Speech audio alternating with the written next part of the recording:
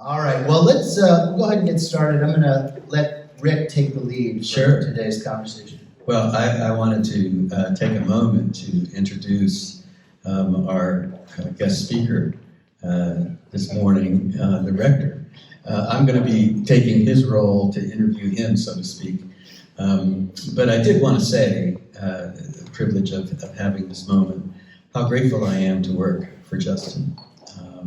I think that his commitment, his passion for the gospel and for the life of the church is exemplary. And I say that I don't hand out compliments very often, but I really do enjoy working for him. So this is a great opportunity. And, for him to trust me to preach a sermon like I did this morning, I think says it all. And I hope I didn't lay an egg for you there. But, all right, anyway.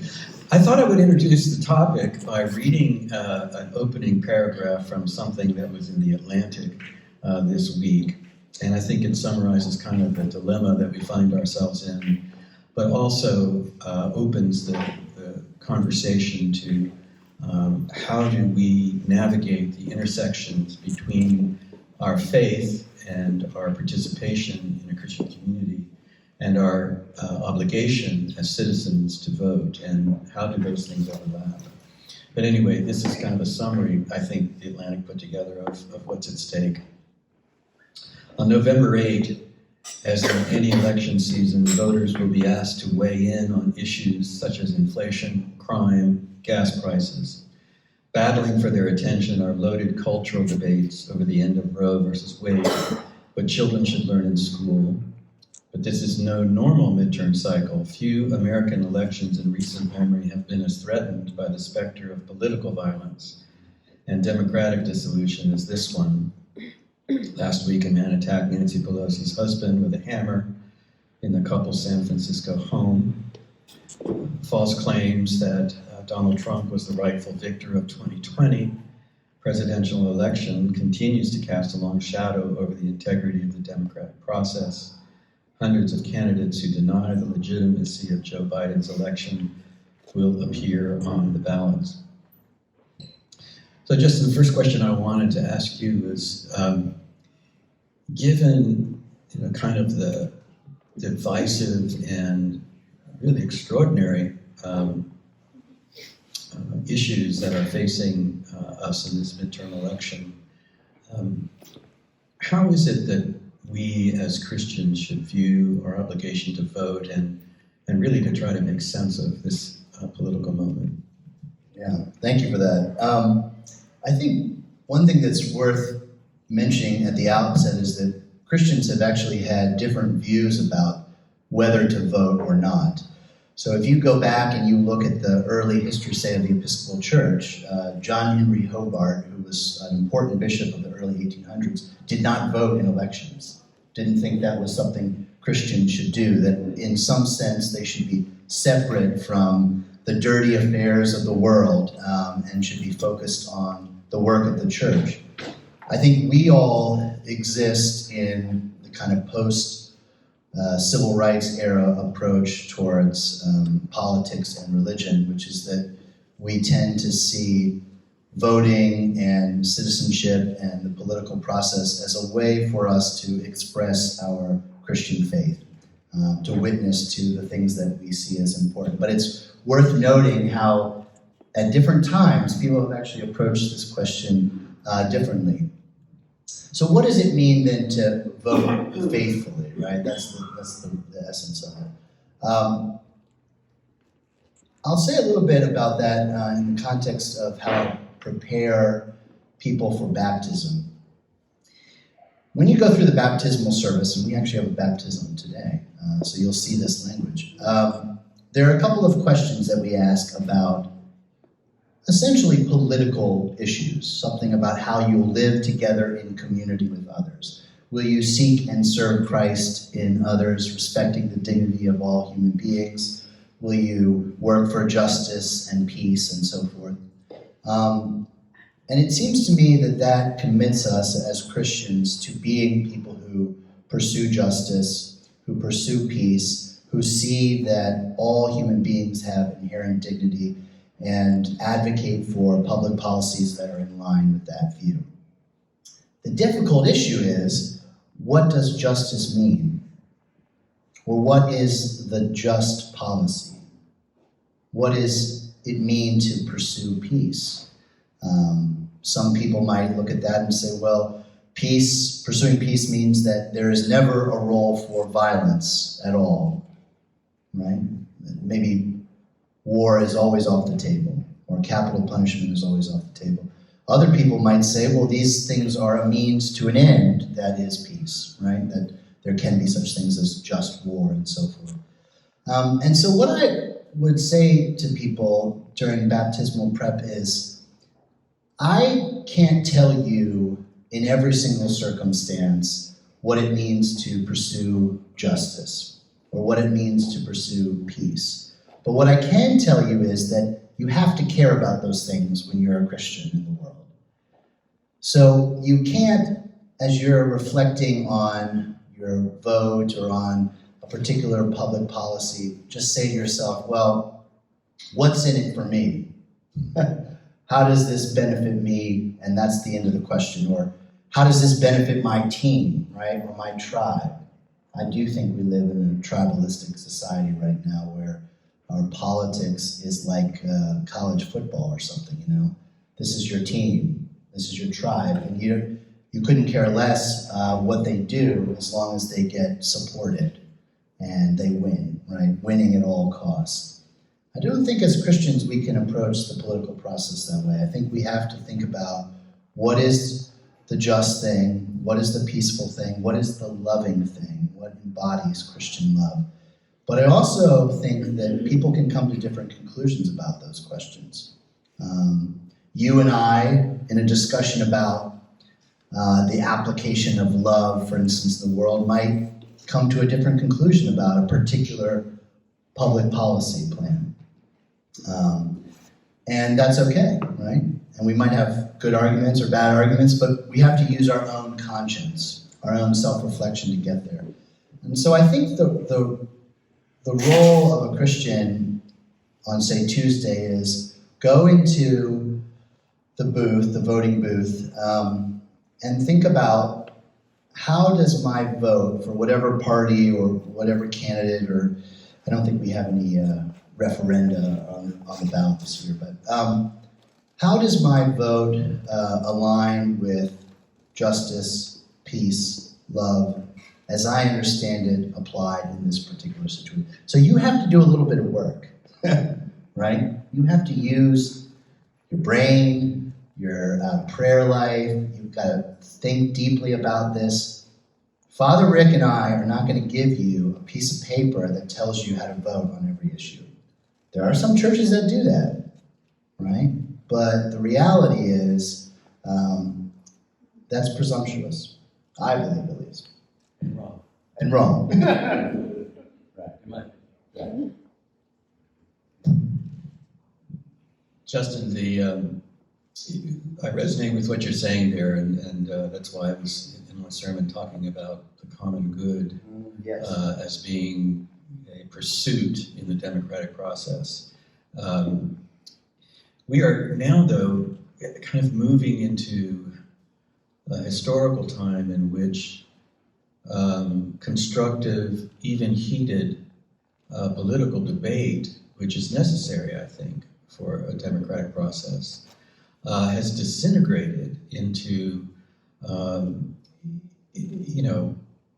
sometimes violent rhetoric, and the foundation upon which that debate, civil and moral debate, is taking place, is crumbling underneath what I would describe as kind of a culture of falsehoods, that we're having a hard time grounding our political process in the truth or in some form of reality, because you ask yourself, how can you possibly believe the things that you're believing? It seems incomprehensible, and both sides are saying the same thing, and it seems like this impenetrable wall has been erected in the process. And now it seems that voting for the common good or considering the moral character of a candidate is no longer as important as in winning and as defeating and gaining power for your political position. Where do you see that going? I mean, do you think we're at an inflection point, or do you think it can improve at some point? I mean, and if not, where do we find hope to stay committed to this process and keep working for the common good? Yeah, I'm just saying that things have changed. Yeah, well, it's right. very different now than it was even, I think, 5 years ago. I mean, we're really at a point where, even in families, we sometimes can't even go there. Well, I mean, historians and political scientists say that we are as polarized now as we were, say, in the antebellum period, the lead up to the Civil War. And political scientists will also say that people tend to turn to violence, which is a kind of political move, but they turn to violence when they feel that the system, the regime, does not allow them to express themselves or does not allow their point of view to have any sort of currency. So one of the questions I guess we have to wonder about is our system too inefficient? It heavily emphasizes the rights of a minority, giving the minority ways to check the majority, which there's a lot to be said for that, right? Our founders worried deeply about tyranny of the majority. But what happens when people in the majority at any given time feel like they can't implement their policies or what they ran on, right? When was the last time that either party was really able to say, here's what we're going to do, get into office and actually implement it in any significant way? Maybe they get one big thing passed.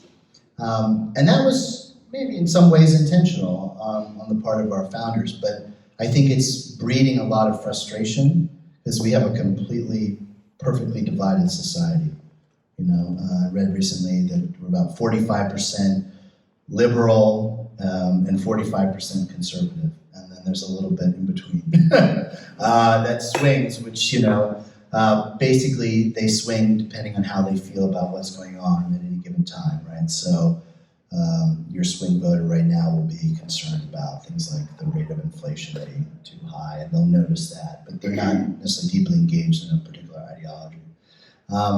And then the other thing that strikes me as problematic in this moment, you were alluding to this, is social media, right?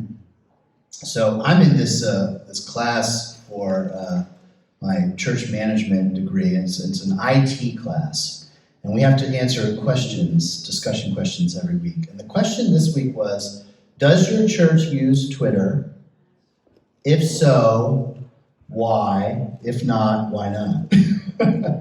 And, probably because of all the stuff that's going on with Elon Musk and all that, I just felt this immediate visceral reaction to the question. And I said, we don't use Twitter. We use Facebook, Instagram, YouTube.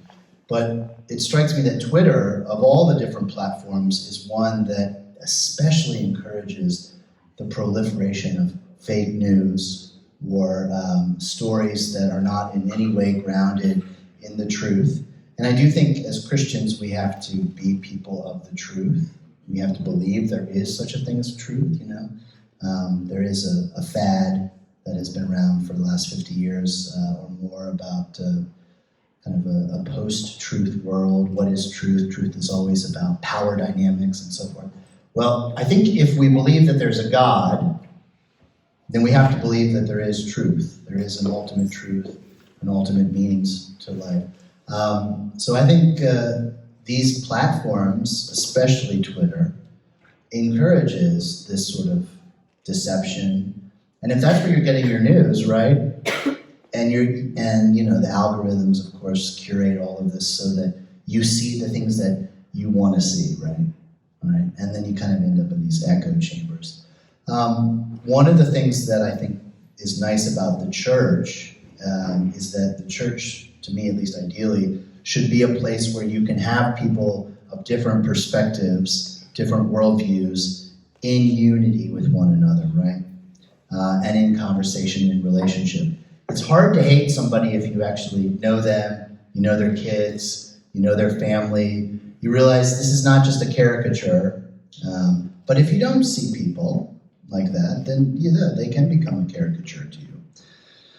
Where's all this going? Well, I don't know. If I knew the answer to that, I guess I would be a world-famous guest on talk shows or something. I fear that there might be violence. I fear that there might be conflict that goes beyond just words and debate. But I don't think that necessarily has to be the case. And we'll see. My hope is that some of these social media platforms will also change and morph and perhaps get a little bit less powerful in shaping the debate. But I don't know. I think we're all just kind of holding our breath to see where it goes.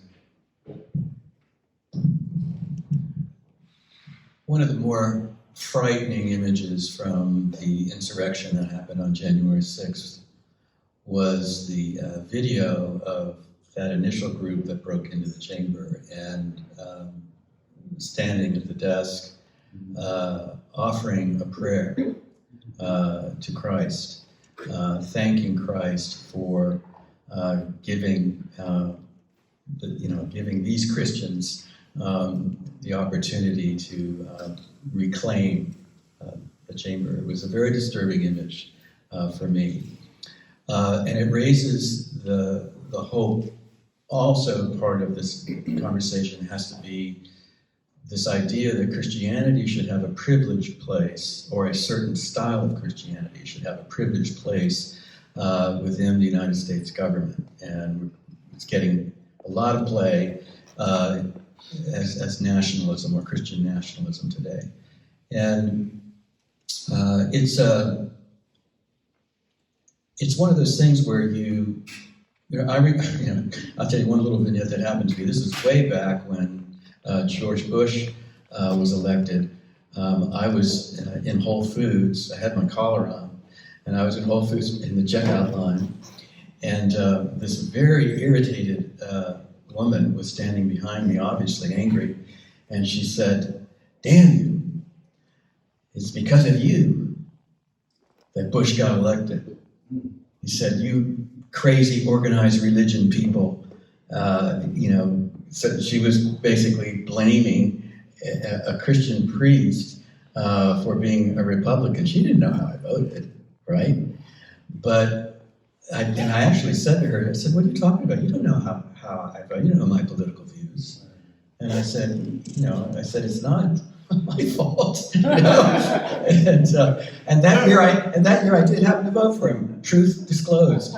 But it's one of those things where even back then there was this feeling that evangelicals or the extreme right were beginning to use Christianity as a mechanism to implement a certain style of government or a certain bias in our government today. And I think that's problematic. And I don't know if that may also even be impacting the church at large, that people are getting so angry about it that they don't want to have anything to do with organized religion because it's been characterized as aligning itself with a political purpose.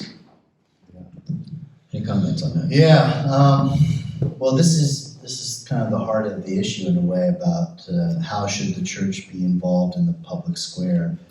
One thing that's not always known is that evangelicals, before the rise of the religious right, actually were often associated with more left-leaning causes. And so if you go back and you study the history on it, you might have thought the evangelicals would go that direction, for instance. But for younger people, let's say people in my basic demographic, yeah, we were raised to associate Christianity, at least popular Christianity that we saw in the media, with particular conservative or right-wing causes, particularly abortion. That was the main issue. The moral majority, right. And,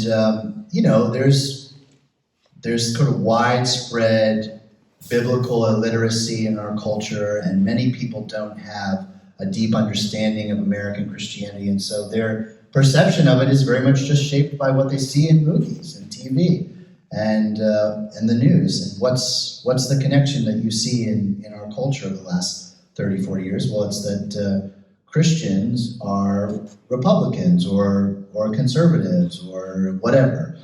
And there's this kind of necessary linkage there in people's minds. And I do think that is something that, as we engage with people, we have to talk about. But here's what's tricky about all this for me. In the 1950s and 60s, religious organizations were also very involved in pushing for particular public policies, particular changes in the law.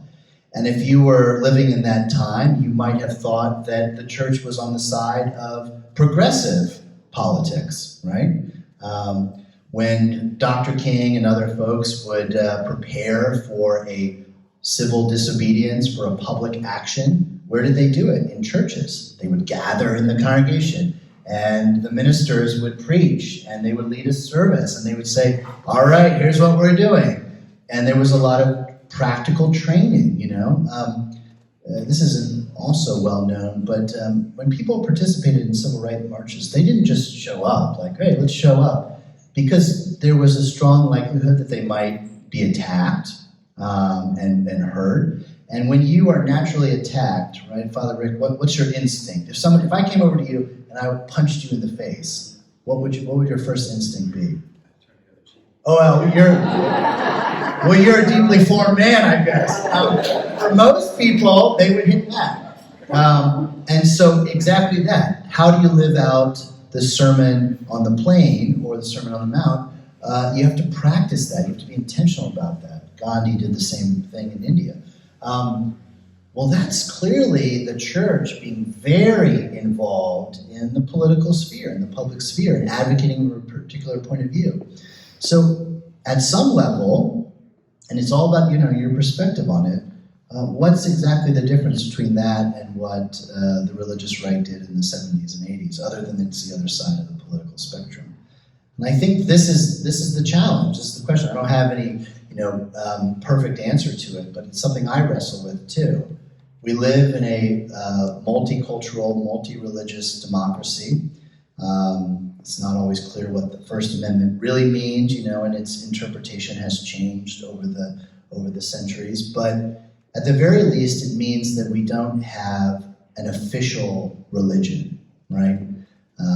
Whether that be some version of Protestantism or Roman Catholicism or whatever. There is no official American religion, established religion. And that create space for religious diversity.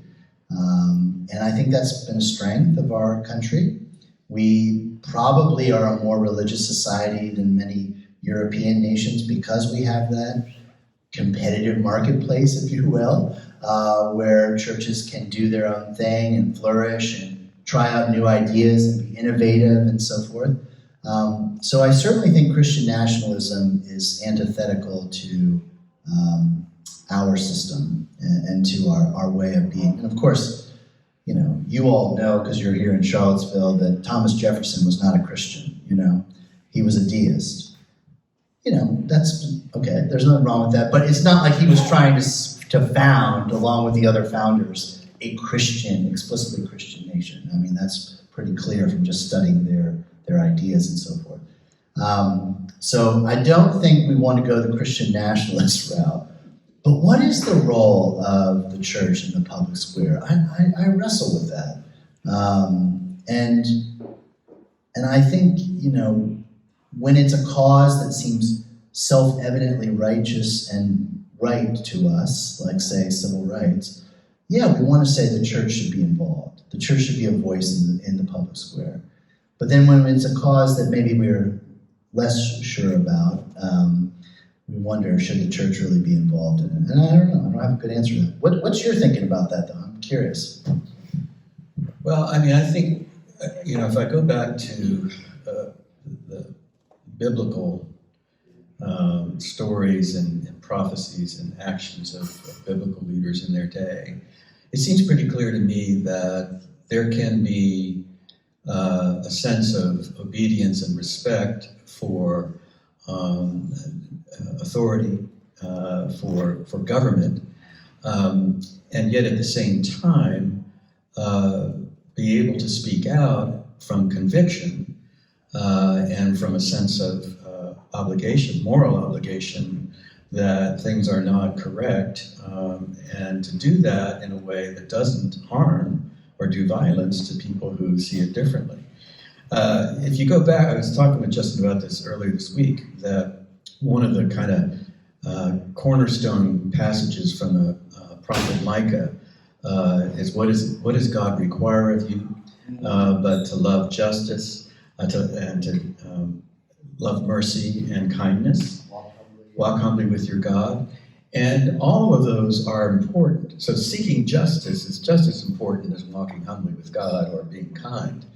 And I think that that's, for me, where I would want to emulate my political involvement if I see an issue that I think is not right.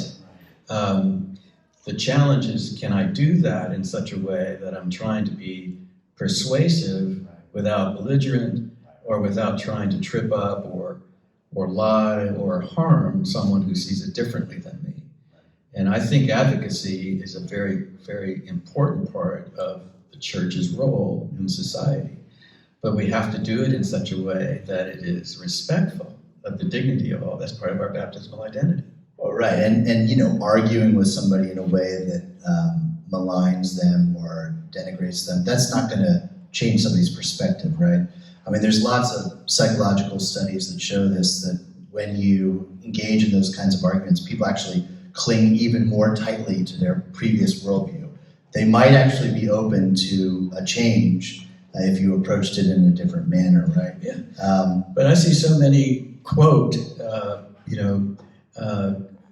people who identify themselves as Christians in the political sphere today, using language and rhetoric that is so divisive and so harmful that it gives the rest of us a black eye if we say we're a Christian. You know, it's like, you are a Christian. Oh my God, I hope you're not like one of those crazy people out there.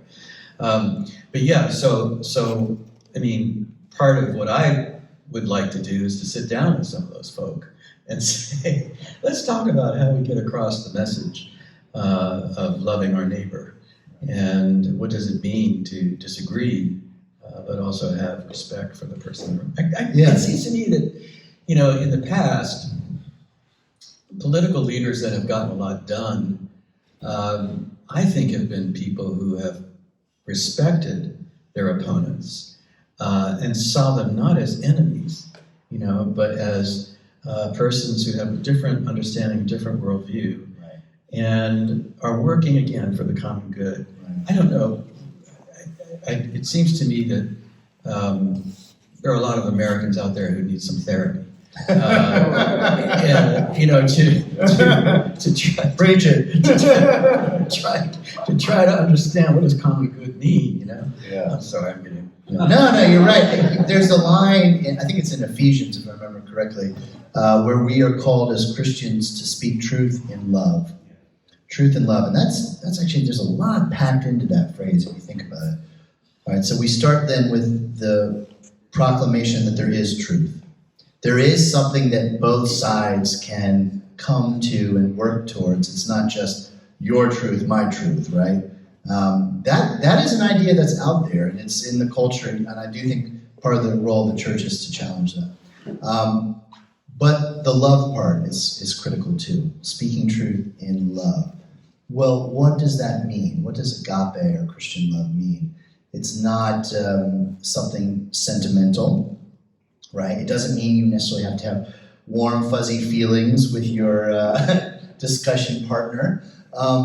What it means is that you are patient, kind, You don't necessarily insist on your own way, right? You bear all things, believe all things. I'm just quoting from the Bible right there, 1 Corinthians 13. Christian love is that deeper engagement with somebody where you're really trying to enter into their worldview, their perspective. It doesn't necessarily mean that you're affirming everything that they think, but you're hearing them and seeing the world from their point of view. And in that sense, you're respecting their dignity as a human being. It's challenging, though. One of the most challenging things, Father Rick, and maybe you can also testify to the truth of this, is listening well. So in seminary, pastoral care class, one of the things that we had to do to train ourselves in this was to spend like 10 to 15 minutes listening to someone talk about whatever they were going through and not say a word. And then really actively listen and be able to summarize and repeat what they had told you. And it's an interesting exercise to kind of think about this in your own life. Are you really listening to people? Are you listening to your family members? Are you listening to your friends? Or are you thinking, what's the next thing I'm going to say here? Or how am I going to trump what they just said? Or how am I going to make my point, right? And I mean, we're all guilty of this, I think, to one degree or another, because it's not sort of the default way in which we converse. It takes real practice. It's a kind of habit that you have to develop through practice.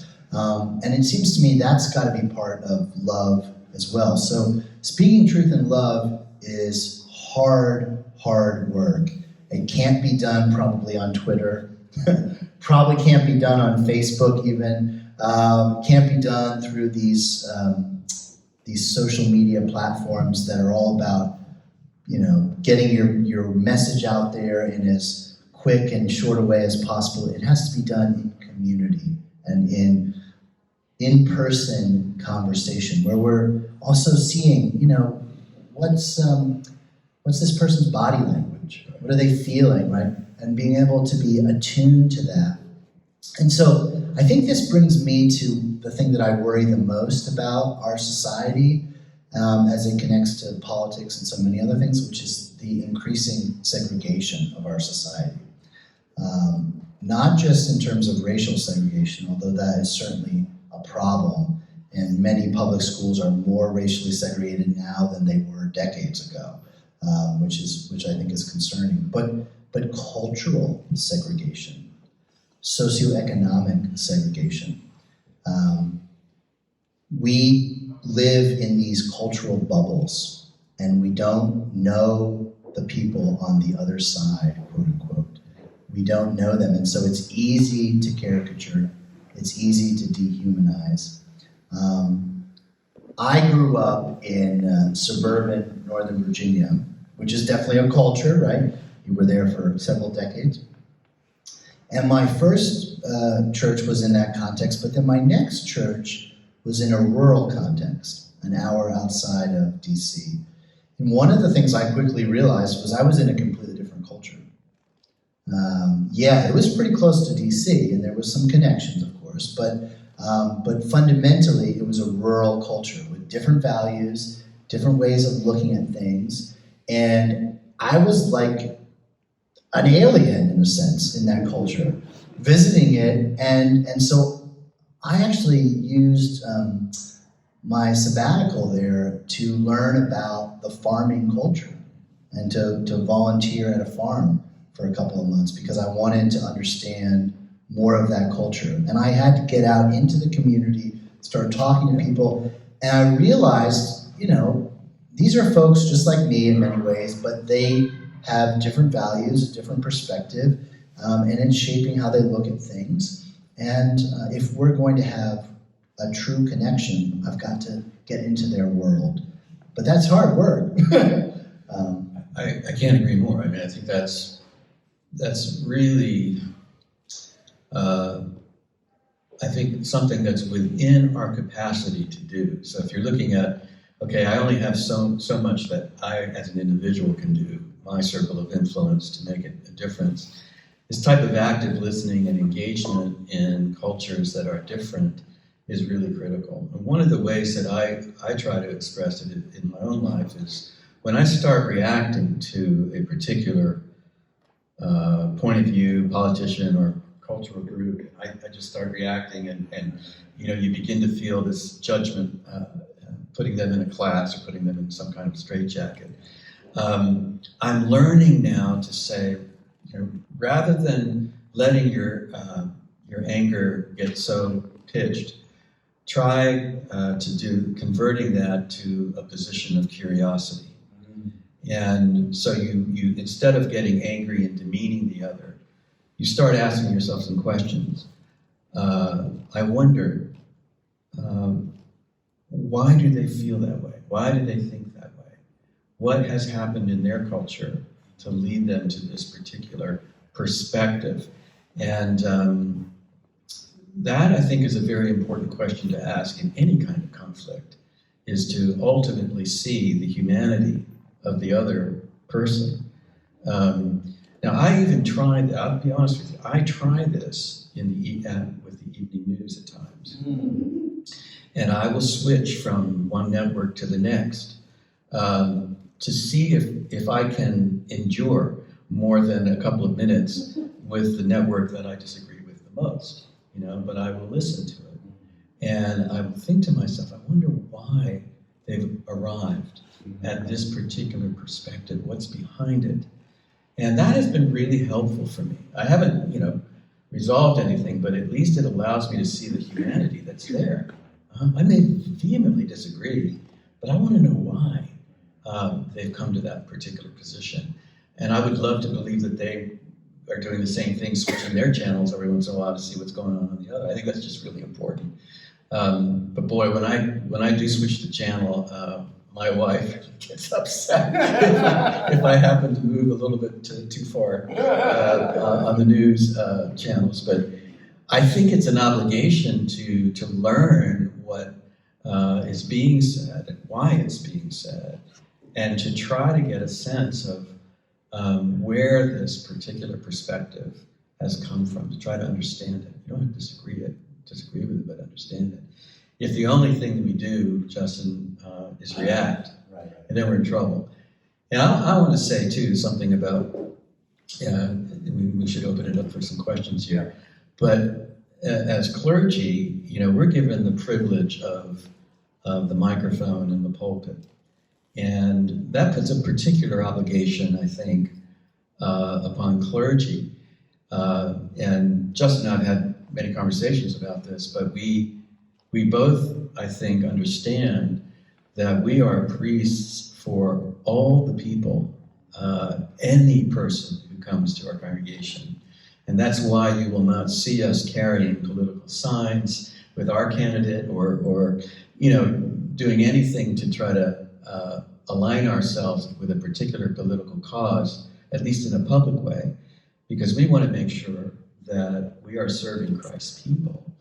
And I think that's very important for clergy. I mean, Jesus said, render unto Caesar the things that belong to Caesar, and render unto God the things that belong to God.